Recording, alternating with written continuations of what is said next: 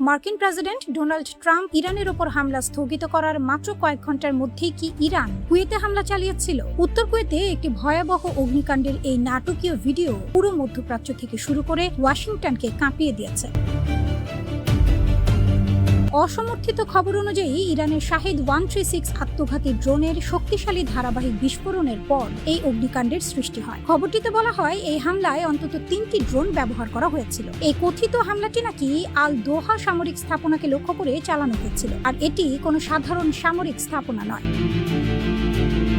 Kuwait সিটির কাছে Kuwait উপসাগরের তীরে অবস্থিত এই ঘাঁটিটি উপসাগরীয় অঞ্চলে মার্কিন ও যৌথ বাহিনীর জন্য একটি অত্যন্ত গুরুত্বপূর্ণ রসদ সরবরাহ কেন্দ্র হিসেবে কাজ করে। ইরান ও মার্কিন সামরিক বাহিনীর মধ্যে আঞ্চলিক উত্তেজনা বৃদ্ধির সময়ে এই স্থাপনাটিকে বারবার উচ্চ সতর্ক অবস্থায় রাখা হয়েছে। এখানকার যে কোনো হামলার খবর যুক্তরাষ্ট্রের জন্য অত্যন্ত তাৎপর্যপূর্ণ। তবে ইরানের এই কথিত হামলার কারণে আগুন লাগার দাবিগুলোর কোনোটি নিরপেক্ষভাবে যাচাই করা সম্ভব হয়নি। হামলার লক্ষ্যবস্তু, ক্ষয়ক্ষতির পরিমাণ কিংবা কোনো হতাহতের ঘটনা ঘটেছে কিনা তা নিয়ে আনুষ্ঠানিকভাবে কিছু নিশ্চিত করা হয়নি। এই কথিত হামলার দায়ও এখন পর্যন্ত কোনো গোষ্ঠী স্বীকার করেনি।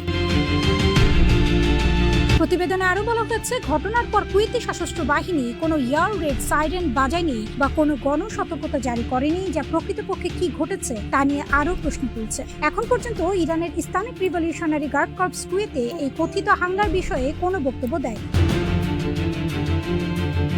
চলমান এই সংঘাতে কুয়েত এমন একটি উপসাগরীয় দেশ হিসেবে সামনে এসেছে যা সবচেয়ে বেশি ক্ষতিগ্রস্ত হয়েছে। পূর্বের হামলাগুলোতে দেশটির বিদ্যুৎ ও পানি শোধন কেন্দ্র, বিমানবন্দর, আল আহমাদি বন্দর এবং কেজিএল অ্যালিবার্টন কম্পাউন্ডকে লক্ষ্যবস্তু করা হয়েছিল। কিন্তু সামাজিক যোগাযোগ মাধ্যমে ইরানের হামলার দাবি দ্রুত ছড়িয়ে পড়ার পাশাপাশি আরেকটি ভিন্ন বক্তব্যও সামনে এসেছে। অন্য একটি প্রতিবেদনে দাবি করা হয় কুয়েত আদতে কোনো আক্রমণের শিকার হয়নি। এই বিস্ফোরণ ও আগুন ছিল কুয়েতি সেনাবাহিনীর পরিচালিত একটি সরাসরি গোলাবর্ষণের সামরিক মহড়ার ফলাফল।